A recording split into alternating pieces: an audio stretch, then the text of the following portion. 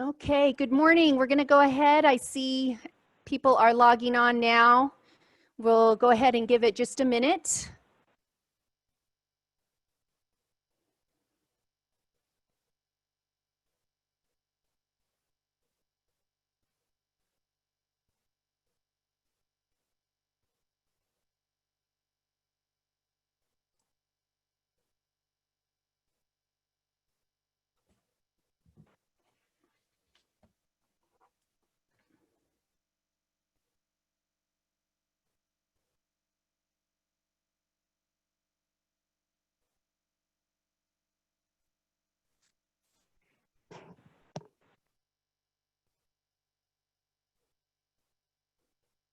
Okay, great. Well, we do have a full agenda today. So I'm going to go ahead. Good morning Hi, or good Christine. afternoon. Hello. I have Senator Rosen on the line here. So if you want to start, she's ready to jump in when you're ready. Excellent. Thank you so much, Nicole, and welcome, Senator Rosen. We're just going to go ahead and open it up if you just give us a minute, if that works. So good afternoon, everyone. I am Christine Hess, the Executive Director for the Nevada Housing Coalition. Thank you so much for joining us. We have over 200 participants registered today, and I see many are still logging on, so thank you. For today, all participants are in listen-only mode, and for those of you signed into the webinar by your computers, your video is off, but you can see the slides of the presenters. The chat feature has been disabled, but you can submit your questions and or your comments in the Q&A feature on the toolbar of your Zoom. If your question is not answered during the presentation or Q&A, we will be following up. The webinar is being recorded, and a copy of the slides and a link to the webinar will be emailed to all participants and will also be available for viewing on the Nevada Housing Coalition website.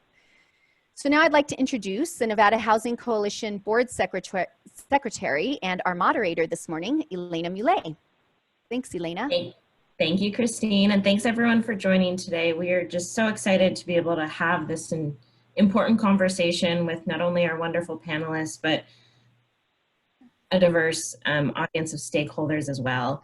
And before we jump into the context and what we'll be covering today, I just wanted to introduce myself and the Nevada Housing Coalition. As Christine said, my name is Elena Muley, and I do community development work for Charles Schwab Bank right here in Nevada. And I have been on the board of the Housing Coalition since it was founded just under 2 years ago now.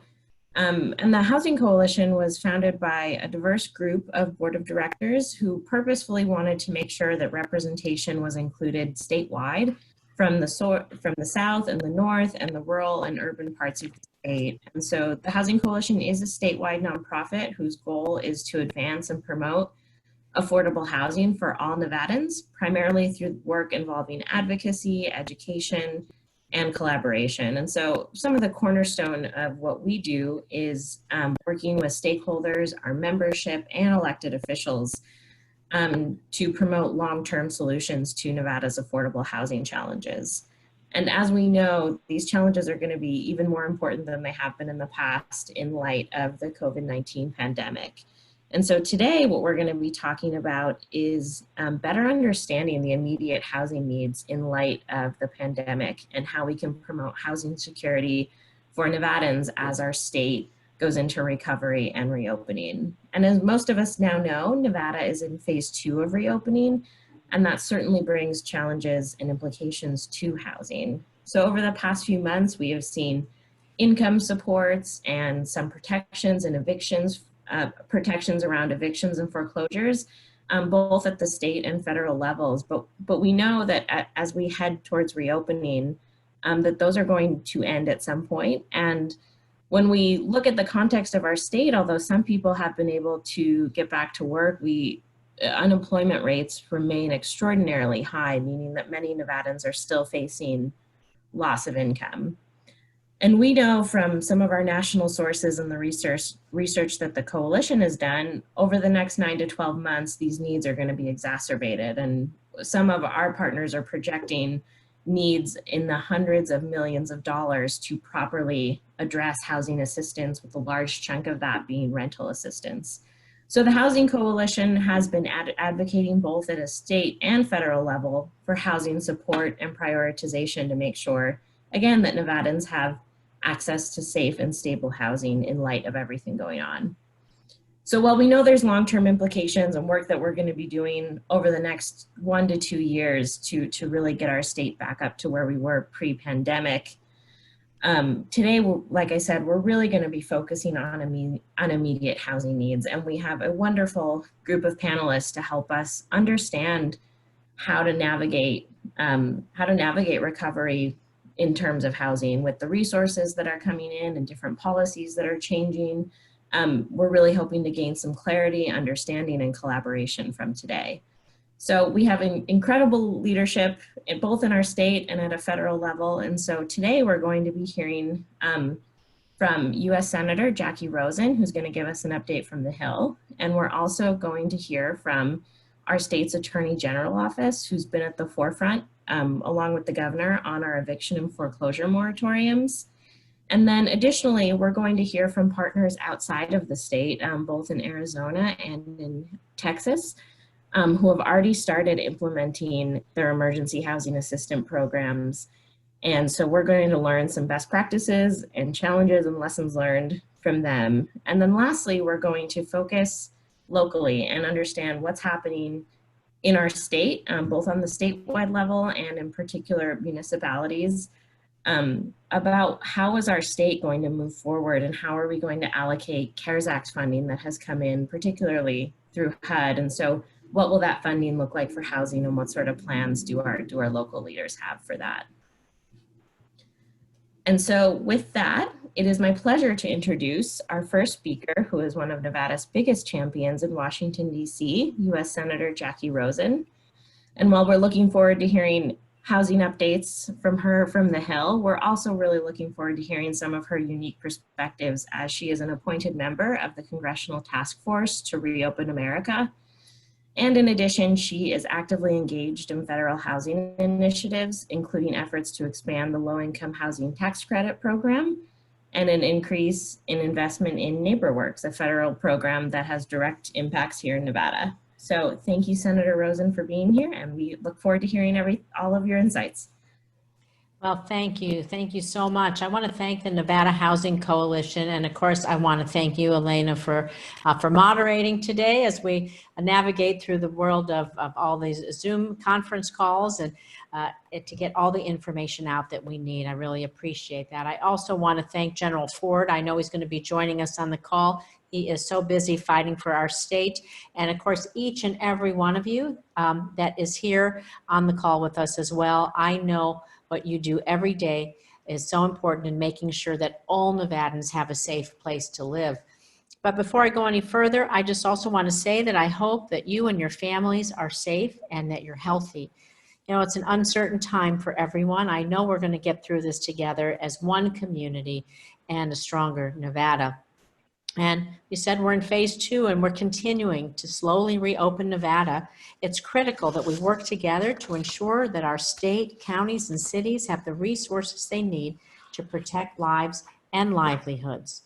What we need now more than ever is for this administration to ramp up our testing capacity across the country, to expand the contact tracing, and provide the much needed medical supplies to all of our healthcare workers.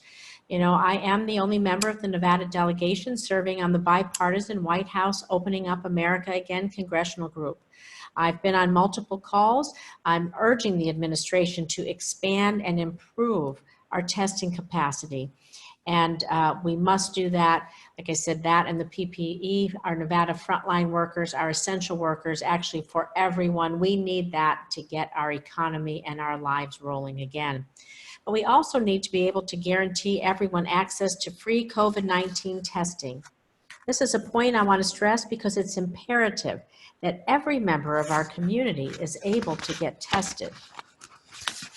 My team and I are working around the clock. We need to get Nevadans the answers that they need to weather this storm. It's imperative that we get our access to the state and federal resources that we need to help communities combat this pandemic. Senator Cortez Masto and I have helped secure over $1 billion in federal aid to the state, and we're going to keep working to be sure that Nevadans get their fair share. We know just how much damage this pandemic has done to our economy. Our unemployment is soaring, and that's hurting homeowners who can no longer afford their mortgage and families who can no longer afford their rent. The federal government has a critical role to play to help people stay in their homes and to provide support to state and local governments so they don't have to cut essential services like our first responders and other workers that serve the public as we continue this recovery. Sadly, the majority leader refuses to bring up the relief package that was passed by the House in May, the HEROES Act. This legislation would provide almost $200 billion in additional funding for housing and homelessness programs to help communities respond to the coronavirus crisis. Even before the pandemic, far too many in Nevada and across the nation struggled to maintain a roof over their heads. It's why last year I introduced the Affordable Housing for Veterans Act, bipartisan legislation to expand access to low-interest home loans for our veterans. It's also why I helped lead the charge to increase funding for NeighborWorks, which funds affordable housing organizations in Nevada and across the country.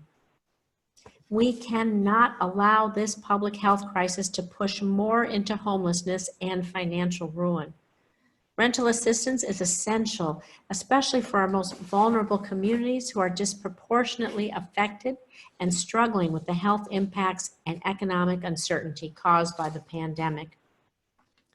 The CARES Act, which I was proud to vote for, took one step forward to address this by providing mortgage forbearance to homeowners and multifamily property owners with certain federally backed loans, along with protections for certain tenants. Governor Sisolak also placed a temporary moratorium on evictions and foreclosures in Nevada, protecting both residential and commercial tenants. However, with rents coming due for tenants and landlords struggling to make mortgage payments with little incoming rent, more needs to be done.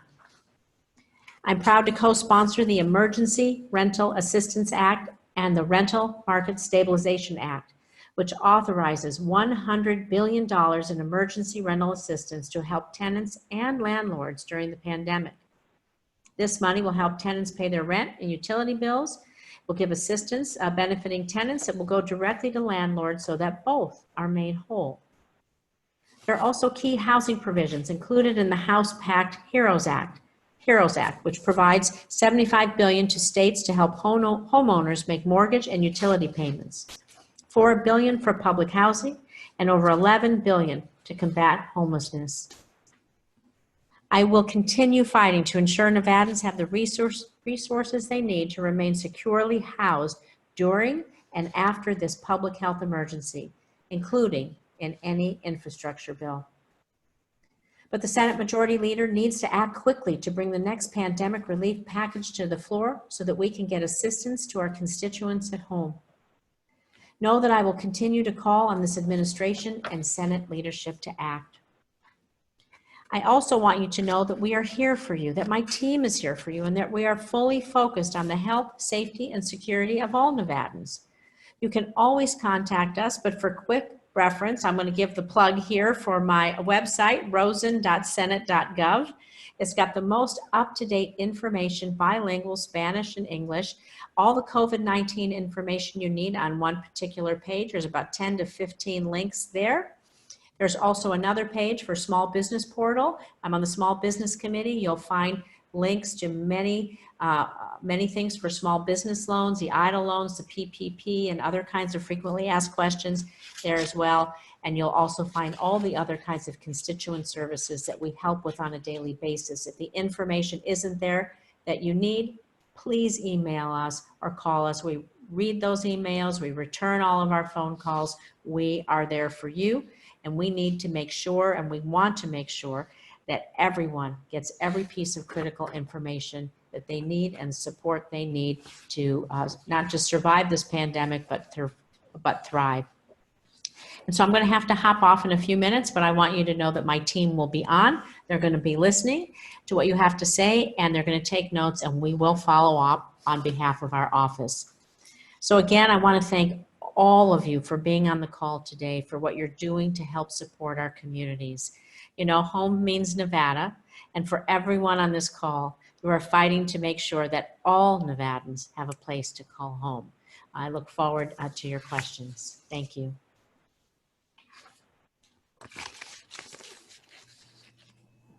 Thank you, Senator Rosen. And for any participants on the call who have questions for her, feel free to put them in the Q&A chat box. But I'll kick us off with a question. So Senator Rosen, given the challenges that we're having in passing the HEROES Act, what can the Nevada Housing Coalition or our members do to help support next steps? Well, I think that's a great question. I thank you for that. What you can do is continue to urge those of our colleagues on the other side of the aisle or who may not see the urgency in this. I can tell you, a lot of people hear me speak and know me. We are only as strong as the stories that we hear. You'll see me in committees and in hearings and our speeches. I often tell the stories, the cards and letters, the emails or personal stories that people share with me. We need to keep the pressure on the folks on the other side of the aisle. You need to put a face to it, put a name to it, show them the urgency that these are real people who are struggling, and we don't want our communities to suffer through this. And I think that's the very best way that you can advocate and be active and just share the importance and the urgency, and maybe that will get them to move the needle and bring that to the floor sooner rather than later. Thank you. And then one final question. We know that the Federal Home Finance Agency has extended the federal moratorium for single-family homes. Is there any word on multifamily? I think we're still waiting for direction on that. We continue to send questions to get clarification from all the regulators, whether they're in the mortgage-based industry, whether they're in small business administration. We put a lot of money out in the last 3.5 packages, and we want to be sure that it is being spent the way that we intended it to be spent. And so that's some of the due diligence we're trying to do, and we haven't heard from them. We're going to continue to pressure them to clarify this, because again, lives are on the line, lives and livelihoods, people's home, where they live, where their children, where their parents are, and it's important we take care of them. As soon as we hear something, we will let everyone know, and we will keep everyone up to date. Thank you so much. We appreciate your time and your insights. Thank you again.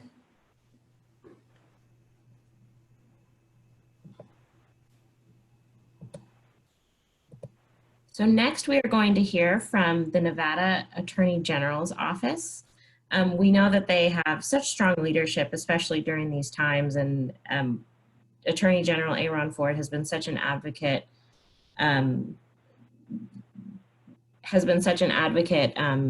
as we look towards extending the moratoriums and making sure that our residents are taken care of. So we see a lot in the headlines, especially big announcements, but we know there's so much happening behind the scenes. So we want to thank Chief Deputy Attorney General Mark Kruger and Deputy Attorney General Peter Keegan for sharing insights about what's happening real time in the Attorney General's office. Hi, thank you. My name is Mark Kruger. I'm Chief Deputy Attorney General with the Nevada Attorney General's office. We appreciate you all taking the time to join in on this webinar today. I'm here to provide you with a little bit of information, and then Peter will follow up as well, about the status of where we are right now regarding the eviction moratorium, which is known as Directive 008. The eviction moratorium went into effect on March 30th, and it was broad-based in order to prevent evictions during the pandemic and keep people inside their homes. At this point in time, the Attorney General's office has been handling complaints both from tenants and landlords. We, as of yesterday, at the end of the day, we've received 556 complaints from March 30th till yesterday regarding either evictions, foreclosures, or both from landlords and tenants. Of those, we've resolved 517. We usually handle processing a complaint within 24 to 48 hours after getting it. So it's very, very quick. And for the most part, we're seeing a lot of, early on, there was a lot of education, really just trying to get landlords to understand what the Directive 008 said. And so to that end, we created a flyer to assist both landlords and tenants on interpreting and understanding the directive. The complaints come in approximately about 15 a day. And for the most part, I'm very proud to say, you know, as Nevadans, usually there's just some misunderstandings for the most part, and a lot of the complaints are resolved fairly easily. Recently, in the last month and a half, we've been working with a group of interested stakeholders. This was more, we've been facilitating or moderating basically this group. Directive 008 provides that when the moratorium is going to be lifted, it suggests that some sort of a rental agreement be entered into by landlords and tenants in order to work out a repayment plan for the unpaid rent. The interested stakeholders, including the Real Estate Association, Apartment Complex Association, legal aids, both in the North and in the South, as well as other interested stakeholders, Culinary Union, NAOP, which is the commercial landlords. All of these groups came together to try to figure out what would be the best recommendation they could send to the governor's office to be able to, as I said, cure this rental arrearages when the governor's office does start lifting the Directive 008 eviction moratorium. When the when the groups got together and met, it became clear that they needed to recommend to the governor that a uniform template or agreement would be the best course to ask people to voluntarily enter into it, both landlords and tenants.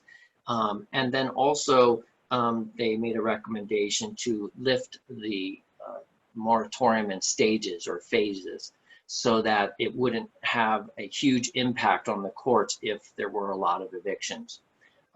Again, the goal there is to avoid evictions by having the parties get together and voluntarily agree to pay back the rent that is in arrearages.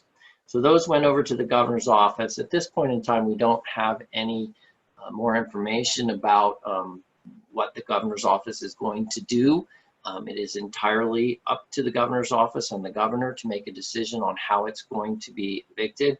But I think the recommendation to have it, to be lifted, I think the recommendation is a strong one that that it would be lifted in phases, and that way I think it would allow for an opportunity for rental abatement programs to kick in and take into effect, which I should add, the agreement that we propose has a provision in there that would allow for rental abatement programs to assist tenants and landlords by paying directly to the landlords for the credit and benefit of the tenants, any abatement programs that come about. And with that, I'll turn it over to Peter Keegan, and if he wants to add additional information. And thank you, and I'll be available for questions. Thank you, Mr. Kruger, and thank you to Elaine and Christine and the Nevada Housing Coalition for holding this webinar. My name is Peter Keegan. I'm a Deputy Attorney General here in Carson City. I'm just going to briefly touch on another avenue of potential relief that the Nevada Treasurer's Office has been working on in conjunction with the Housing Division, Realtors Association, Nevada Apartment Owners Association, and the Legal Aid Center of Southern Nevada. This again would be a voluntary agreement between the parties. That would be the landlords and tenants. This agreement would be in an effort to stave off evictions that would potentially occur as there's been back rent perhaps accumulating during the moratorium from folks that don't have the ability to, don't have employment. And so this agreement, which is contingent upon receipt of funding and may be contingent as a result of that issue on the special session that is being planned with the Nevada legislature. But this is a voluntary agreement that the Treasurer's Office is advocating for between landlords and tenants. Would be a sharing of financial responsibility for the missed rent. There would be a kind of thirding of the total rent due, where a tenant would be responsible for 1/3 of the missed payments. The landlord would voluntarily write off 1/3 of the missed payments, and then the state would seek to use available federal dollars to cover the remaining 1/3, which would be an upfront payment.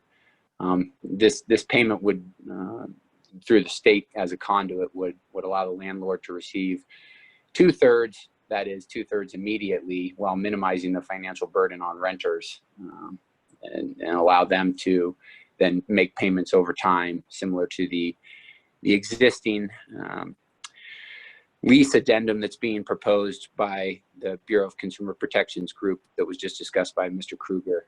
Nothing has been finalized yet. Again, there's issues concerning routing of the funding through the Treasurer's Office, but that this is something that's continuing to be worked on in an effort to encourage both landlords and tenants to engage in a voluntary agreement that would eliminate evictions. And this is something that, as soon as there's further information, we will of course provide it, but we are still working on the issue. Again, I'd like to thank the Nevada Housing Coalition for having us on, and we'll be available for questions once the presentations are complete. Great. Thank you so much for sharing that information and those insights. So next, we are going to turn to our out-of-state housing partners to tell us about their emergency assistance programs that they launched in response to the COVID-19 pandemic.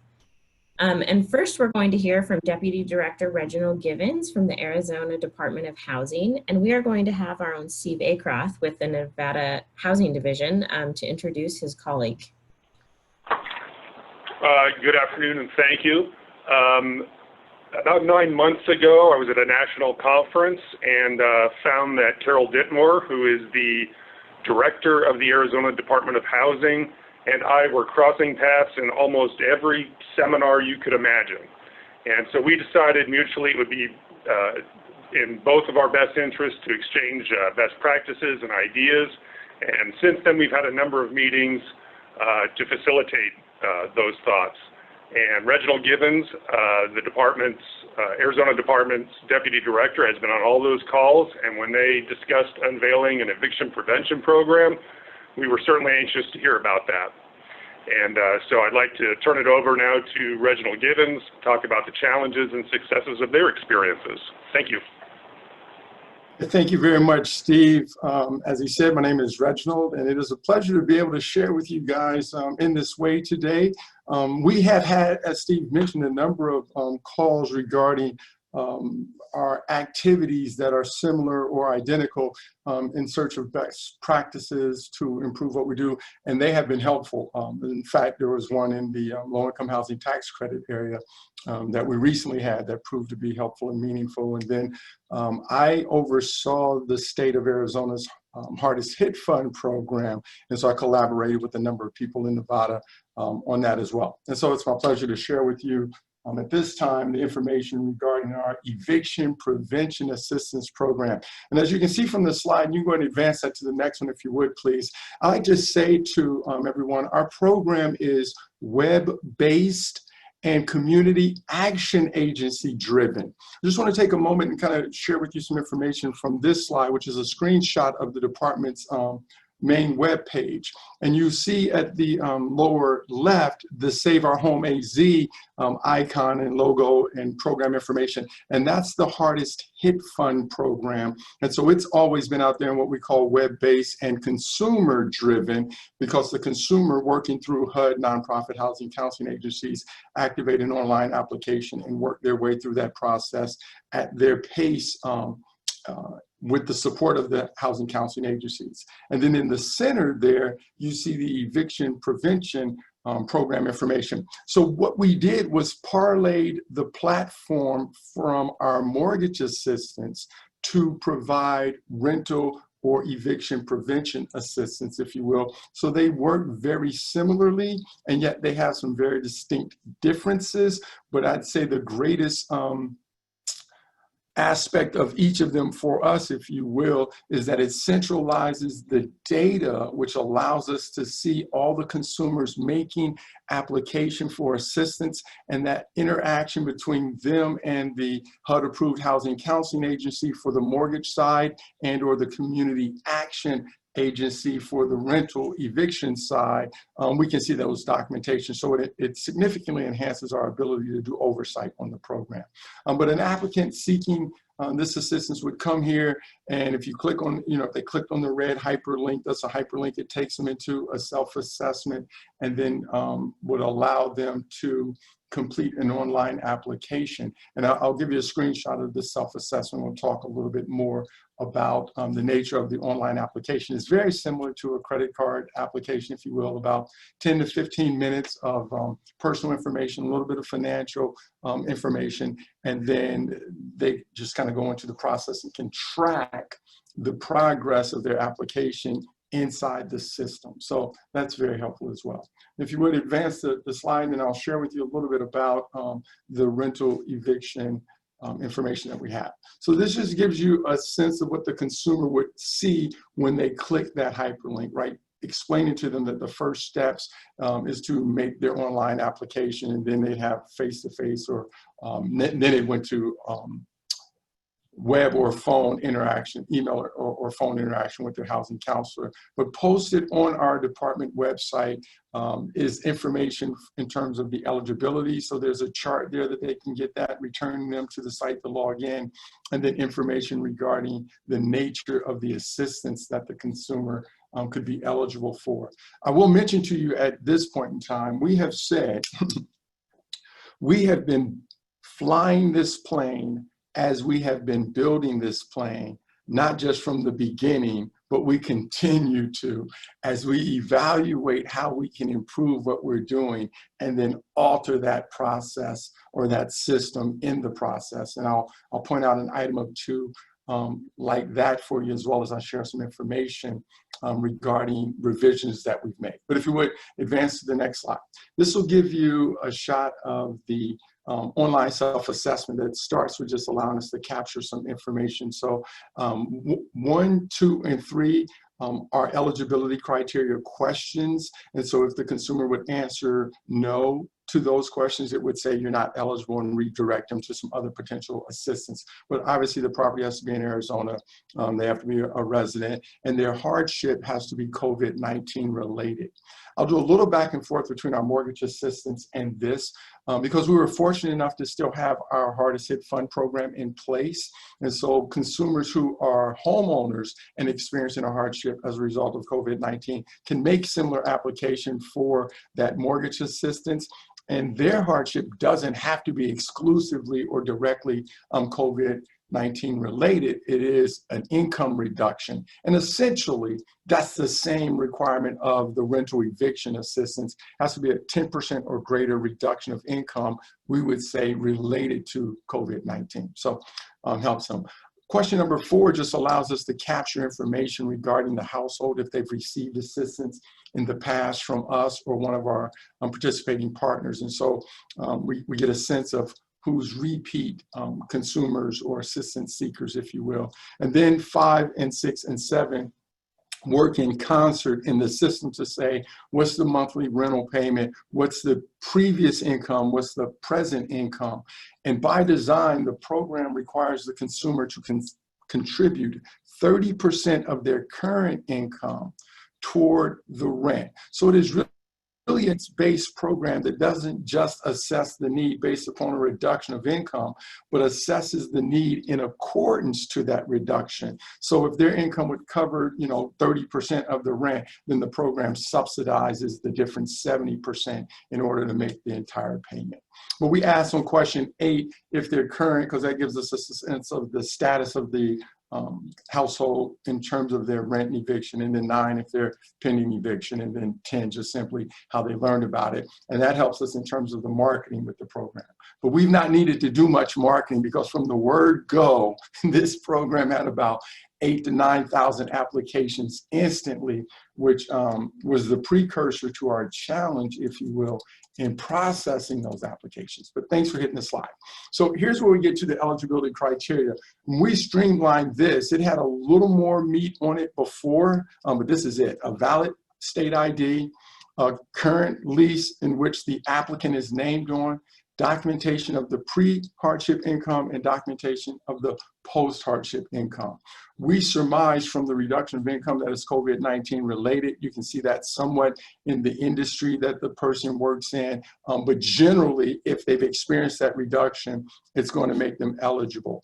You see the assistance eligibility, and that really should have been availability or the types, but we will pay up to $2,000 a month for the rental assistance, and that's inclusive of legal and late fees. And so if someone had experienced the eviction process, then we can clean that up with the first months. But you see there's no maximum number of dollar in terms of totality or number of months. So we can pay 2, 3, or 4 months. When we initially rolled it out, we were going to pay 1 month and have the consumer come back around. But because of the inundation of applications, we altered it to say, okay, just look at them currently. If they're due for 3 months and determined to be eligible for all 3 months, pay all 3 months. They can be past due months, as you see there, or if we're at the midpoint of the month, like we're now in June, we can pay future 1 month and take care of July's rent. So you see, as I mentioned, the household contributes 30%, but that's only 30% of the income for the applicant. It does not take into consideration other adult household members and or leasee responsible for the lease. And as I mentioned, they have to have a 10% reduction in the income in order to be eligible. Another criteria that we used to have and we removed in order to streamline the process and increase the number of eligible households was if a household had 3 months or more of their rent in available liquid resources, cash, savings, checking account, then you wouldn't be eligible. But we removed that criteria so that now you just simply have to have had the 10% reduction of income, have your rent obviously be more than 30% of the remaining income, and then the program will subsidize the difference. You can advance that for me if you would. So this shows you, again, some more information posted on our website, because as I said, it is web-based and community action agency driven. And one of the challenges that we discovered our community action agencies had was not just their inability to speak to all the consumers who instantly came to them seeking assistance, but also their inability to communicate with them in any form or fashion, right? The email or the voicemail, returning those. And so we've developed an extensive list of FAQs that are posted on our website that a consumer can read through and get a sense of, okay, now what? And that's always the deal. If I've submitted my application and I can verify my information is uploaded, because they can log back in and view that information as well, then they understand, okay, now I'm waiting to hear from my community action agency. And then other FAQs on there. If we encounter any questions from any consumer that we can't point to a specific number, 4 or 5, 10 or 15 of the FAQs and answer that question, we then expand the FAQs, because that is a primary means of our communication. Last slide, if you will, just goes to show you, and I want to mention, before I mention some of the assistance we've given out. We have 11 community action agencies, and there's a hyperlink that you can go and see who they are. They're partners with us, and it's just really driven around where the property is located. So that makes it easy to direct the consumer. But we also have the support of our 211 locally, which is a number of consumers can call in order to get information on assistance or various types of assistance, but they will do applications over the phone for the program for the household who don't have the ability to do an online application. I didn't get much into our application, but when it comes to uploading their documents, they can fax them, they can upload them online, you can take a picture with your phone and upload them. I mean, it is extremely flexible and very broad in its use. And that was a good thing that we did in terms of adjusting the program. And the program was initially seeded with $5 million of funding from our Housing Trust Fund. We've dispersed just about a little over $1 million in assistance, if you will, and have assisted, just about 1,000 households, because on average it's about $1,000 per household, though that number varies.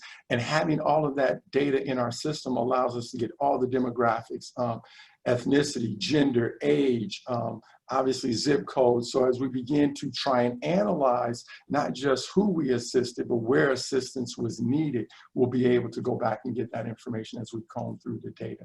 We have, and I'll say this and then end if I see a question, about 8,000 pending applications for slightly under $8 million of assistance. And so we know the demand is still high. And the agencies, if you will, are under the gun to evaluate these cases, communicate this assistance, and deliver it. But we're making progress, and we continue to make adjustments that will enable us to make even more progress. The last thing I'll say is we recently set up, recently as in yesterday, a call center inside of our agency, brought on 5 temps, established a predictive dialing outbound broadcasting call system so that we could upload data on about 4,000 of our cases that are missing documentation and push out a broadcast message to those consumers regarding what they need to do in order to get proper consideration, but also connect them with a representative if they answer the phone and walk them through it. So this is a major undertaking. We stood this up in a little under 2 weeks, no joke, as I said, and we've continued to revise it and improve it throughout the process. And we're making progress, and so we're pleased with that. We know we have an eviction prevention moratorium that's expiring at the end of next month. We'll see what will become of that. We are hopeful, I think with many others, that it gets extended, because now the essential criteria for making the difference that we seek to make is the time that it takes. So I thank you for giving me the opportunity to share the information. Let's see, what is Arizona's budget? And I saw that and we hit on it. So it's a $5 million budget, and we're expected that we're going to put more in there. I said we have $8 million in pending requests, so we believe we'll have additional funding for it as needed. Perfect. Thank you so much, Reginald. I know this information is going to be really helpful as all of our stakeholders begin to think about what our statewide response and plan is going to look like as well. So next up, we are going to hear from Renee Solis, who is the Chief Program Officer of a Houston-based nonprofit called Baker Ripley.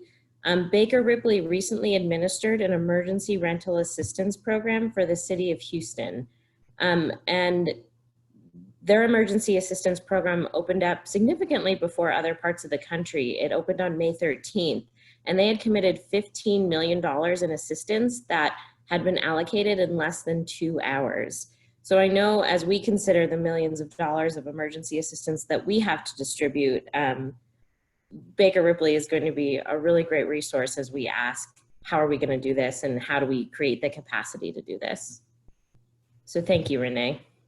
Sure, thank you, and thanks for having me here today. Happy to share some of our experience through this this time with this emergency rental assistance program. So as you mentioned, it was a $15 million program. The city of Houston was facing the ending of the moratorium as of May 19th, when the Texas State Supreme Court lifted the moratorium. So they wanted to act fast. We were one of the first cities that were facing the potential of evictions. So this was in response to that. A little bit about Baker Ripley. We are a nonprofit, one of the largest community development nonprofits in Houston. And we do a number of different programs. We're not a just single faceted organization. We actually are responsive to all the needs of our neighbors. And as such, this came up, and in discussions and negotiations with the city, we went ahead and took on this project. So we have a budget of over $400 million, over 1,400 employees, and again, we have over 110 years of experience in the Houston region. So next slide, or do I manage? Okay, thank you. So for today, I want to be brief, but I want to get to some of the program design. I want to talk about the impact that landlords had, the tenants, how payments came about, and then how we adjusted at the end for equity. Next slide. So here's a program design. I termed it the Texas two-step because it involved both the landlords in the city of Houston as well as the tenants. The landlords were critical because of a number of things that I'll mention here, and because they received the payments on behalf of the eligible tenants. So what we first did was the first week of launch, which was the first part of May. All the landlords in the region had the opportunity to sign up and to complete and execute a landlord agreement with us. The landlord agreement was important because the city wanted to see a number of things that the landlord would agree to, and they include, for example, that the landlord would agree they would waive any penalties or late fees. The landlord would agree that if the amount of subsidy that we provided didn't cover the entire rent, that they would go ahead and enter into a payment plan with the tenant. And the third area, and most important, is that the landlord agreed that they would forego or stop any eviction process that they had either undertaken or had planned to undertake on the tenant. So once the landlord signed up, then the next thing was then on May the 13th at 10 a.m. Central Standard Time, we opened up the website for the tenants to apply. Once the tenants applied online, then we reviewed their eligibility, and then we notified both the tenant and the landlord if the eligibility was approved and the amount of payment that they would anticipate. That's what we called the pledge. After the pledge, then we would go ahead and process payments to the landlord, and again notifying both the tenant and the landlord. All right, next page. So this is the dashboard of our landlord result. We were tracking everything online. We had over 9,000 properties that applied to be participating landlords. So there was a lot of interest from the rental community, the landlords, to be part of this program. Of the 9,000, we approved a little bit over 7,000. And the ones that we did not approve were because, one, they were either not inside the city of Houston city limits, or in some cases, the landlord was confused and they thought it was assistance for commercial properties versus residential rental properties. So the 7,000 properties were approved, and they were all listed before we launched the tenant application on May 13th. Next slide, please. So a little bit of lessons learned. What was our successes with the landlords? What were our challenges with the landlords? So again, 9,000 properties applied to be participating landlords. Of those, 7,000 did become participating landlords. We wish we could have served more, but the need is so great, and the resources, even though $15 million sounds like a lot, there was a lot and continues to be some demand for rental assistance. One thing that worked really well, and what I call, again, the Texas two-step, is that the landlords were involved in confirming and correcting amounts of rent due. So we were paying the exact amounts, and that was part of their agreement, that they had to confirm that. And if there was any reason for, or any errors in overpayments, the landlords were required to return that, and they did. We received about $40,000 of overpayments that were corrected. The challenges we had was, again, the properties not inside the city of Houston, and messaging is all part of that.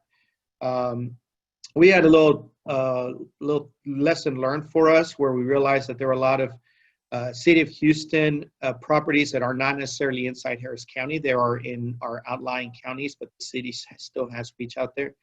And when we were verifying properties, we were verifying it within Harris County Central Appraisal District, and we learned we needed to verify them outside of that as well. And then again, properties that were commercial retail properties. And then the last thing that was a challenge in some of them was getting the landlord to provide the correct EIN, SSN information, because since the payment's made to the landlord, there's some tax reports and things that go to the landlord at the end. Next slide, please. And then this is our tenant application dashboard. At 10 a.m., when the system was to go live on May 13th, we had over 30,000 applicants already on standby waiting for the application to go online.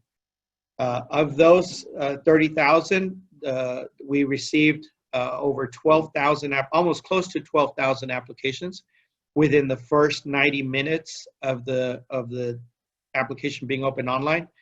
and we had encumbered all the funds, or at least we thought we had encumbered all the funds at that point. We had over $16 million of funds encumbered. The 12,000 applicants were tied to 3,000 of the participating landlords that we had approved of the 7,000. 3,000 were the ones that were tied to applications. Next slide. So lessons learned and challenges from the tenant application. Lesson learned is make sure you have good bandwidth, good capacity in your systems. We did experience some technical difficulties in the first 20 minutes of launch where the system was a little slow. We made some corrections to our system, and then applications were flowing very well, but those 20 minutes seemed like a lifetime for us. And then the other lesson learned on the tenant application is that you will get some level, in our case it was about 10% of the applications that were either duplicate or were declined for some other reason. So we didn't account for such a large number of declined applications, and as such, we had still some money left over. Next slide. So then payments was the other piece of this, making sure payments were sent out to landlords. So we processed all of the applications in less than 30 days because our goal was to ensure that we made the majority of payments within 30 days of opening the tenant application. So by June 13th, we had already paid close to 90% of all funds, and it was $12.8 million in rental assistance. That was paid on behalf of 10,586 eligible renters, and it was made again to about 3,000 landlord properties. One thing that we felt went very well was the communication with both the tenants and the landlords. Again, it was the Texas two steps. So along the program, we wanted to make sure that everybody was on the know about what was happening with their application and with the payments. So we had notifications, both email, snail mail, and text that went to both the tenant and the landlord at different stages of the program. So when we pledged, in other words, when we told the tenant that they were eligible and we made a promise to pay for their rent, both the tenant and the landlord received that. Similarly, when payment was made, the tenant and the landlord received that. So again, across the different timelines, we were communicating well with both. Challenges is because we did have the tenants applying and they had to apply for the amounts that was due for rent. In some instances, we had some tenants that requested incorrect amounts. In other instances, they were requesting for rents that they had already paid that they were asking for themselves to be reimbursed, not the landlord, and that wasn't the design of the program. And in some cases, we had tenants that were applying for future months that were not part of the program scope. The other challenge in the payments is not all landlord staff know the correct bank information for their company. So we had to deal with some return ACHs, which it was the only way that we allowed for payments to be made because of internal controls there. And then the last thing was we had a little bit of delay in reimbursement from the city, which held up our payments for a few days. So that's on the payments side. Next slide. And then, so I did talk about, we did end up having less applications than what we needed. So we had about $1.5 million available after we had gone through this intake and opening up the application process. At the end of the day, it ended up being actually a good issue to have, because what we did was we used that $1.5 million and we used the data on payments that we had already made to approach certain areas of the city to make what we call equity adjustments. So basically, we wanted to use the last remaining $1.5 million to serve those census tracts and zip codes that are most vulnerable, that maybe did not get their share of payments. Next slide. So this is, I'll go real quickly through this because I know we're trying to keep down to 8 minutes here. This is our equity analysis. Next slide. So we looked at where did we make payments by census tract was the first thing we looked at. Next slide. Then we looked at where are the actual occupied units. Where are the renters and where are the apartment units throughout the city? And then next slide. And then what we did was we looked at what's called the Social Vulnerability Index Composite Score. So based on the number of social vulnerability factors, you could look at each census tract and say these census tracts are more vulnerable than others. Next slide, please. So then we, and somebody much smarter than me came up with this formula of how to identify what it would be our targets if we considered both the number of units and the vulnerability index per census tract. What should we have targeted on per census tract? Next slide, please. So this is the result. So there's certain census tract that based on their composite social vulnerability index score, which is more towards the right, the 90% to 100, those are census tracts that are highly vulnerable. But at the same time, they have a certain number of apartment units. As you go down to the 0 to 100, or maybe 0 to 40%, those are census tracts within that composite score that, again, do not have such a high composite SVI score. So if we would have done this at the beginning, this would have been our target based on census tract. Next slide, please. So that was our target. This actually shows how we did. And we kind of forecasted overall, not bad. We tended to hit some of these marks, but you could see how between the 20 to 50% SVI composite score census tracts, we distributed a little bit funds than what was the target. And we attributed that also to sometimes just because it was only an online application, there was no paper application, that in some cases the highly social vulnerable census tracts may have had a little bit more difficulty in getting the application and getting those things done. Next slide, please. So what's next is then we looked at that gap and said, which census tracts did we overshoot, did we overpay based on the SVI composite scores, and which ones did we undershoot? And you could see there the light yellow, the light green, primarily the light yellow, which is the ones that are over $100,000 that were less than what our target would have been otherwise. So what we did then is turn those, next slide, is turn those census tracts into zip codes. And we have a new target for the $150,000, I'm sorry, the $1.5 million that are still remaining for us. And since we've paid most of this since June 13th, this has been our new final effort in this program, is to get more tenants within these zip codes to spend all the funds that were allocated for this program. And I rushed through that. I was trying to be respectful of your time, and if there's anything else, let me know. I'm happy to share any information to the group. Thank you. Thank you so much, Renee. This was a really awesome presentation, and I love how you and your team addressed equity and how you were distributing your funds based on need. We had a couple questions in the chat that I think are appropriate for you to address right now, if you don't mind me jumping in and asking you. So both of them were about landlords. Our first question was about marketing to landlords, and how did you make sure that your efforts include HUD subsidized programs, but also were you tracking to make sure that you were also including smaller landlords for those that were applying for the programs? Yes, the marketing question I'll address first. So this was on the heels, or actually in the front of the moratorium ending on May 19th. So there was a lot of conversations about rental assistance and those kind of things in our city. So when City Council approved the effort, then I mean the program was just well out there. It was well known. We worked also with housing advocates, and we worked with the Houston Apartment Association to get the word out about the program. So we didn't end up buying billboards or doing too much outreach ourselves, because it was happening naturally through all our partners.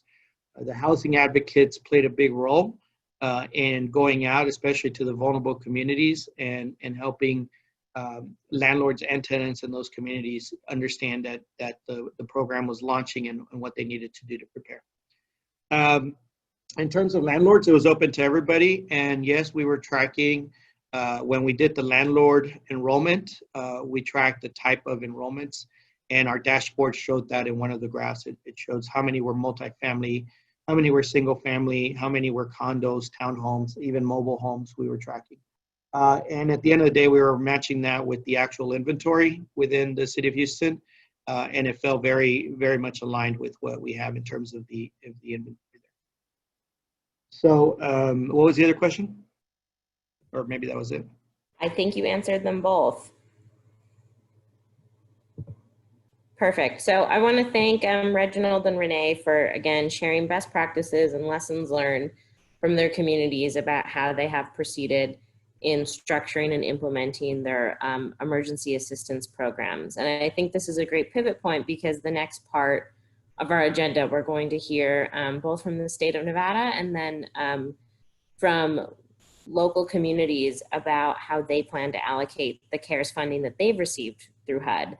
And our state and our entitlement communities have been allocated over $60 million in CARES Act funding.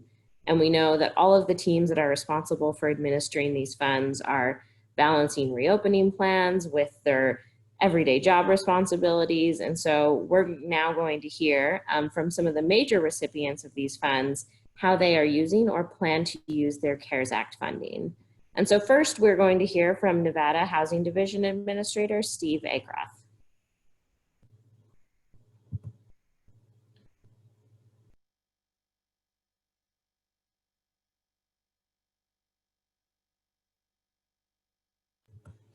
Steve, you might be on mute because we can't hear you.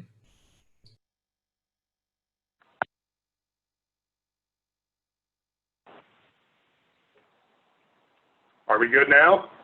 We can hear you. Thank you. Sorry about that. Thanks to the coalition panelists and all in attendance. At this point, the division has not been the direct recipient of CARES Act funding, but I will talk about some other programs that we are involved with. The first one is mortgage assistance funds, and that is the Unemployment Mortgage Assistance Fund, which is administered through the Nevada Affordable Housing Assistance Corporation, or NAHAC, which you can find at nahac.org, in partnership with the Housing Division. And this fund was restarted about 3 months ago when it became apparent that COVID-19 was going to have an impact on Nevada homeowners. It originally existed because of the Great Recession, and there were still funds available to reopen this program from the Hardest Hit Fund program, established post-recession. It provides up to 3 months of mortgage assistance for those who have recently become unemployed, and the current funding for this program sits at $6.4 million, and I shouldn't say that's current funding, that's total funding, and in the past 4 months, $3.5 million has been committed, leaving just about under $3 million in this program. And then I'm going to touch real quick on the ESG funds, which are the emergency solution grants provided by HUD. This is specifically to assist people to quickly regain stability and permanent housing after experiencing a housing crisis or homelessness. A typical year's funding is roughly $400,000 for the division, and we typically use those funds in non-entitlement areas, meaning areas outside of Las Vegas, Clark County, and Reno, which receive their own funding of ESG direct from HUD. This year, the first funding of ESG CV in response to the coronavirus amounted to $1.6 million, and the second round amounted to $6.2 million, for a total of $7.8 million in response to the COVID crisis. Short-term uses for these funds can be used for reducing density in shelters and the leasing of motels and hotels for isolation. They can be used to acquire or operate an emergency shelter. They can be used for PPE, cleaning supplies, equipment, furniture for shelter operations, and case management. Medium and long-term use of these funds include rental assistance and housing stability. And this is our primary focus for the second round of ESG-CV funding. Currently, our plan is to hold it in reserves, for lack of a better word, and then deploy it as necessary to backstop any rental programs that are created out of the coronavirus relief funds. And those coronavirus relief funds expire December 30th. So this is kind of our safety net, if you will, if we do get some rental assistance through the CRF funds. The mechanisms to distribute the funding are a little difficult, and we are exploring the ways it can be deployed and seeing if we can expand our scope of partners, and that's sort of the status regarding the state and the ESG CV funding. And I will turn it over to whoever's next. Great, thank you, Steve. So next we are going to hear from the City of Reno's Housing and Neighborhood Development Manager, Monica Cochran. Hi, can you hear me? We can hear you. Oh, good. I was having a lot of technical difficulties earlier. Well, what we did was we expanded our deposit assistance program that we had been running for a couple years. We got some additional funds through the CARES Act, and then also through our Affordable Housing Trust Fund dollars. We're using those, and then we also have some funds that our council allocated out of their affordable housing allocation from last year. So we took those three funding sources and expanded our program to not only include deposit assistance, but to include rental assistance. With some of those changes, we, in the past, our program was only assisted those individuals that were currently experiencing homelessness. And we expanded that to include additional members of our community that have been impacted by COVID. So some of the criteria that was expanded was some different life-altering events that would qualify them. So that was another change that we made to allow for more people to receive assistance. We increased the time limit from 1 month of assistance to 3 months of assistance. With the different funding sources that we have, we are able to actually go up to 80% of AMI for some folks. So depending on where they're sitting with their income, that will determine what pot of money that we use to assist them. So we have kind of a criteria roadmap that the staff use to evaluate each person. Also, with certain funds, we can go above FMR, and there's been some flexibility with allowing the individuals to pay the difference between FMR and what their current rent is. It's been extremely challenging, I guess, a lot of lessons learned going through this with some of the presenters earlier saying how quickly they stood this up. We did it pretty quickly also in just a couple weeks. So we've had to make a lot of adjustments. It seems like, everybody that comes in, has a story. So it's been an evolving process, and, we've made a lot of changes just trying to stay consistent with any rules that follow the funding sources that we're using. And in the last couple months, we have helped 163 unique households, and we have about 100 or so waiting to finish the process and get assistance with us. That's kind of just a real short update on this deposit and rental assistance program. Just some changes that we've made. That's kind of all I have with that. And we're using ESG with this. We're not using our CDBG funds.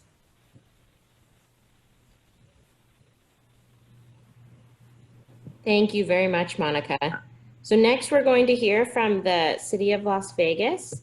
We are going to hear from their Office of Community Service from Arcila Barajas. Great. Hello, everyone. So we have a couple of different programs that we are either already administering or working towards. So I'll kind of give a little overview of everything. I'm not sure what my time limit is, but I will try to be brief. So we did receive CDBG, ESG, and HOPWA funding. HOPWA is our funding for it's housing opportunities for persons with AIDS. And so we are still kind of in the works on how to distribute that funding, but we've kind of identified the programs and resources that will be coming out with our CDBG and ESG funding. So I wanted to kind of just start with the program that we have that kind of has already been up and running since March. Some of you may be familiar with it. It's our isolation quarantine acute observation facility. This facility was built in partnership with Clark County, and it was built to house up to 500 guests. Fortunately, we haven't been at capacity, which is a good thing, means not as many people have been exposed or have been diagnosed with COVID as we had originally thought. The facility has medical professionals as well as case managers on site that provide medical care for individuals again, who have been exposed or need to quarantine in a safe and secure place.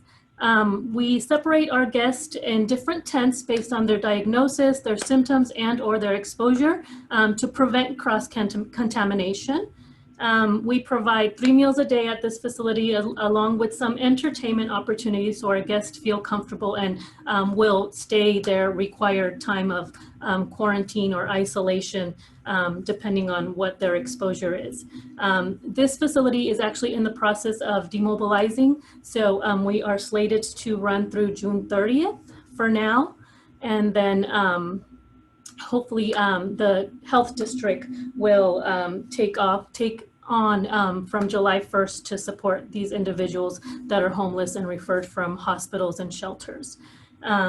So with that said, so some of the programs that we have in the works right now, I guess our most significant one, like many of the other presenters today, is our rental and mortgage assistance program to those people who've been displaced from their jobs, both temporarily and or permanently due to coronavirus. We've received phone calls inquiring about housing assistance to our city council offices, to our city call center, and also to our homeless courtyard resource center. They've increased by more than 100%. So we're kind of expecting, as many of the other presenters have had, a large influx. This program will be rolling out the first week of July and will assist individual households with incomes up to 120% of area median income for up to 3 months. We're hoping that this will ensure that we are able to cast a wider net, if you will, and meet the needs of a larger group of individuals and families. The program will have a pre-application, which will sit on our City of Las Vegas website, and that pre-application will help us determine which program or service the applicant is eligible for, and then they will be sent subsequently be sent a link to the actual application for the program that they will be applying for. So as I mentioned, this program will roll out on July 1st, and we'll be providing information to all of our partner jurisdictions and organizations on how it will work more in detail once that gets rolled out. The second program that we are rolling out with our funding is a hybrid emergency food assistance. So we are providing funding to some of our local community recreation centers to support low-income families and individuals with special needs who currently don't have access to obtain food and fresh, healthy food due to the coronavirus pandemic. And we'll also be providing additional funding to our providers who administer senior and special needs food delivery programs. So that'll help limit their exposure to the virus as well. In addition to funding some of our service providers for food and emergency, we will be contributing to an emergency shelter program through a jurisdictional interlocal agreement that's kind of in the works right now with our local municipalities. And we will also be augmenting some of our funding to existing shelter providers to expand their capacity to assist families with children. And lastly, but definitely not least, we're working on rehabbing with this funding as well. A city-owned building that's located off of the Corridor of Hope. For those of you that aren't familiar, it's off of 4 Master and Main Street. And the hope is to provide medical respite care to homeless individuals that would be exposed to coronavirus or who are more susceptible to the disease because of their medical background. And so the facility will be open 24 hours a day and will house up to 45 medically fragile individuals. We will have nursing and CNA staff on site, as well as a medical director on call to assist with emergencies or medications or any other related services. We will be taking referrals from the Homeless Courtyard Resource Center and our local homeless service providers.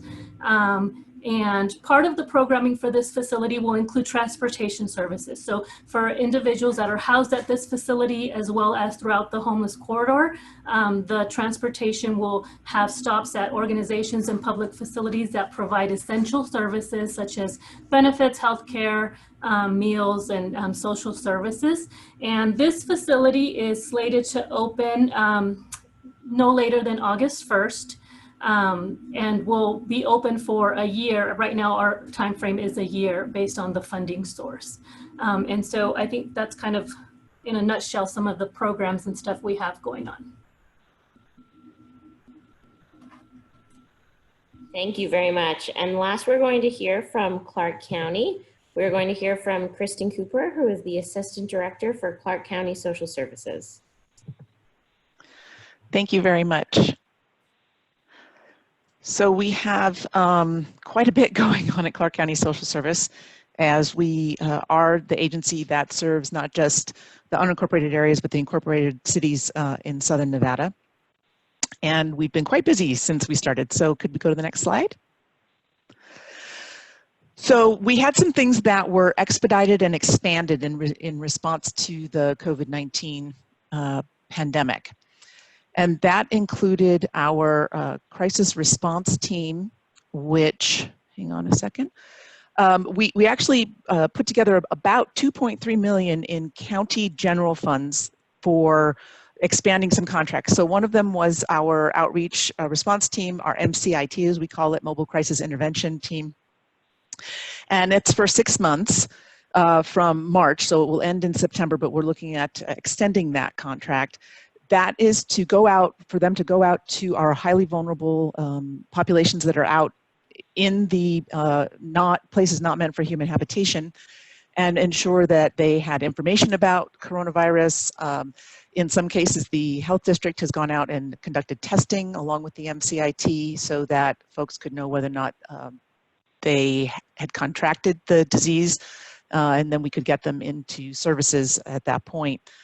And we were fortunate in that we have not found a great deal of the disease spread out in those encampments. We also provided some diversion funds to an agency and expedited our emergency shelter expansion to organizations like the Las Vegas Rescue Mission, HopeLink, and so essentially, we had already been looking at expanding what was available in emergency shelter for people who are homeless, but we moved those along rather quickly because what we found was that in order to create social distancing within some of the organizations, their capacity was cut significantly. In the case of Catholic Charities, it was cut in half overnight. And so in order to address those issues, we needed to take expeditious action to find other alternatives. One of the other alternatives was non-congregate care. And so we have taken out contracts with a variety of hotels and with an organization that's providing the healthcare supports and making sure that people get food and that sort of thing in 218 beds in one location, 108 in another. And then we also have COVID positive specific beds for 33 people in one location and 14 in another. So we've been doing a lot in a very short amount of time, and continue to do that as those beds are full at one of our sites, and at another site we know that they could be full. We just need to get more rooms. So that's what's going on there. I don't have anything in there about rental assistance at this point because that's coming after this. So let's go to the next one. Next slide.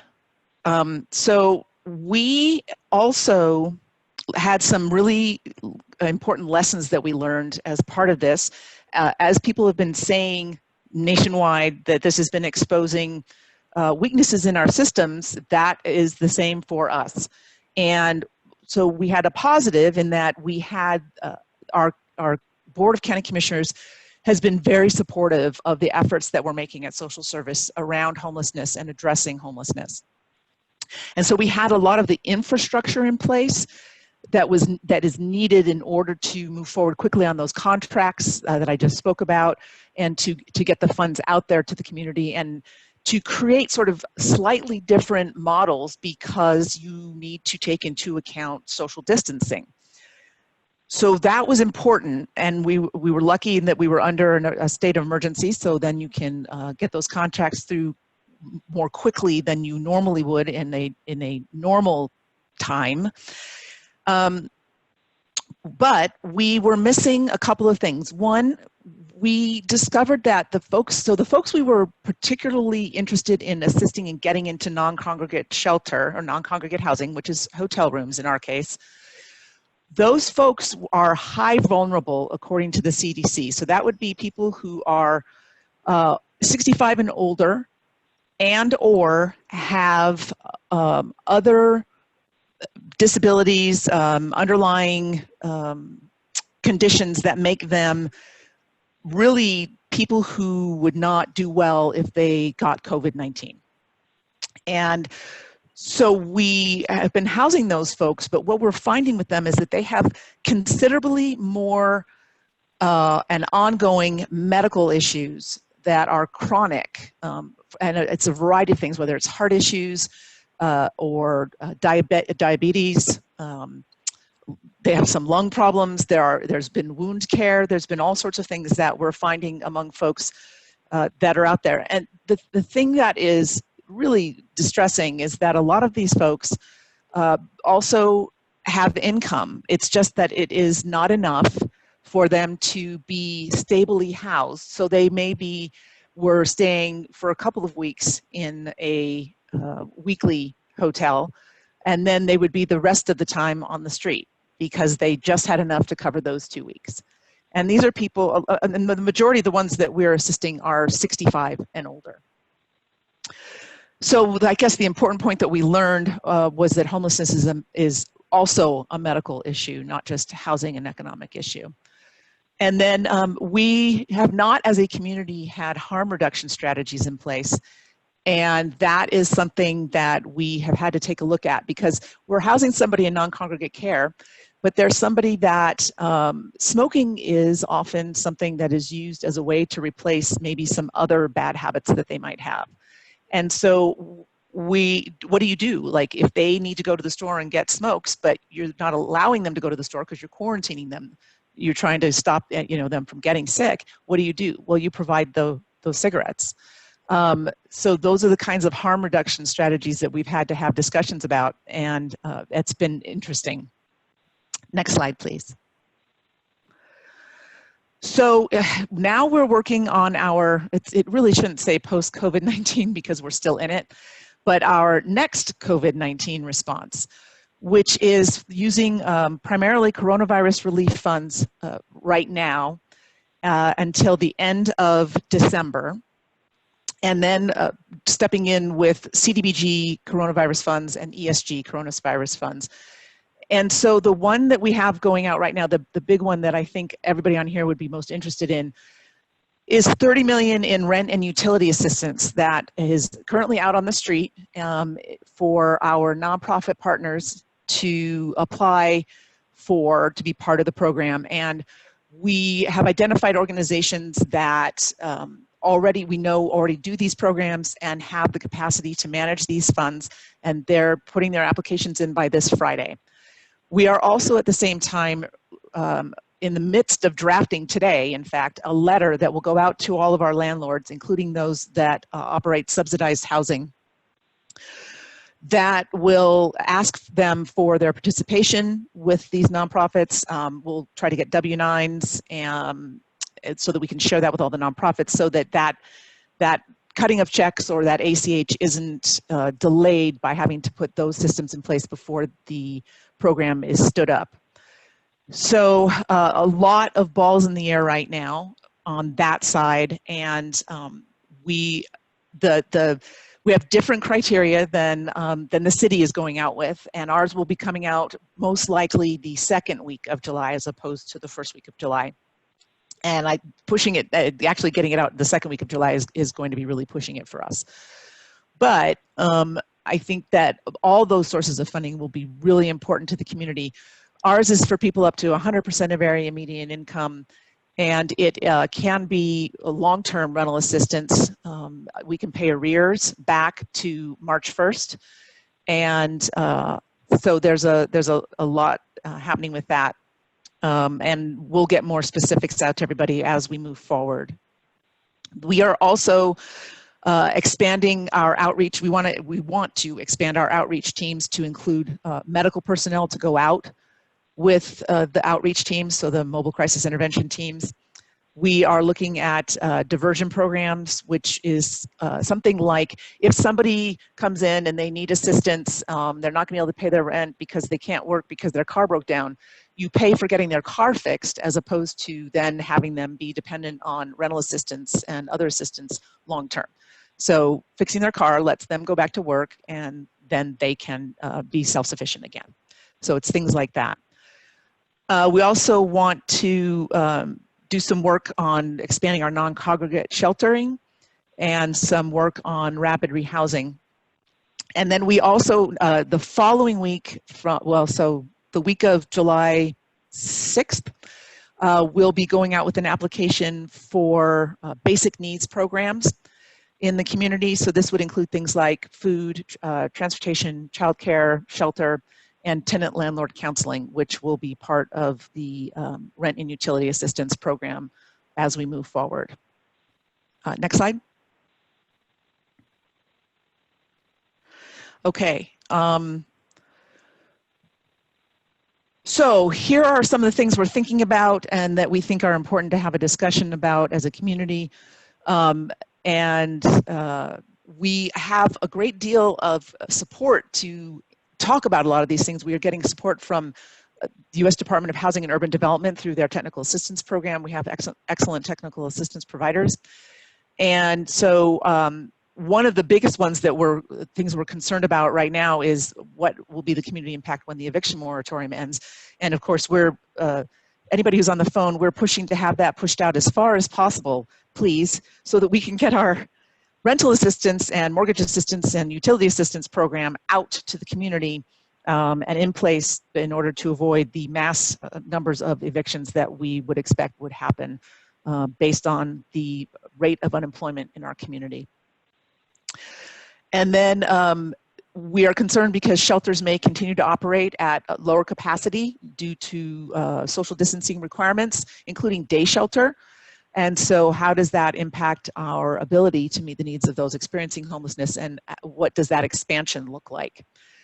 And how can we support individuals and families who will be experiencing housing instability for the first time? So we expect that a great many of the folks that will be coming to our agencies out there for rental assistance will be experiencing this for the first time. And so that's going to be very different for them. We are trying to do an application for the rental assistance that is online. That is, I don't want it to delay the program going out, so we're sort of in the middle of figuring that out. We also, Clark County Social Service will also be standing up the rental assistance program in several months, and that will all be online. So we don't have the capacity to move as rapidly as our nonprofit agencies in the community, and so that's why we have a two-pronged strategy for the rental assistance, which is to work with our community agencies first, and then have something out to the community from social service itself later in the summer. I guess it'd be early fall, so probably looking at September, it would be my guess. Slide 6, please. So we are, some of the things that, because we are social service for the whole community, part of what we've been doing is working with our multi-agency coordination center, our MAC, and we have been part of the emergency response, and we're part of the recovery response. And part of that is, what do you do with COVID-19 positive visitors when they can't return home and need to isolate?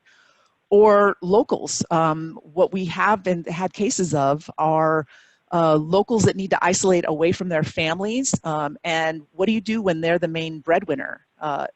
They need to go to work. So do we pay their rent? Do we pay for food? Do we, what do we do? So this is all part of this. We also are looking at folks who are potentially never going to get their job back because this is a different world. So we are also looking at retraining and workforce development, and we know that that's a state function, but the need, we believe, is so broad that there's going to need to be an expansion of that. And then the big question that I deal with from staff a lot is this ever going to end? And because they were all operating on emergency and levels of adrenaline right now, and have been for the last 4 months. So yes, someday is my response to them, and eventually. And my advice back to them is that we have to be like the Rara Murray, who are long distance runners from Copper Canyon in Mexico. We have to be tough and flexible based on the environment. And of course, we need to work on being able to run 200 miles in a single day. Thank you.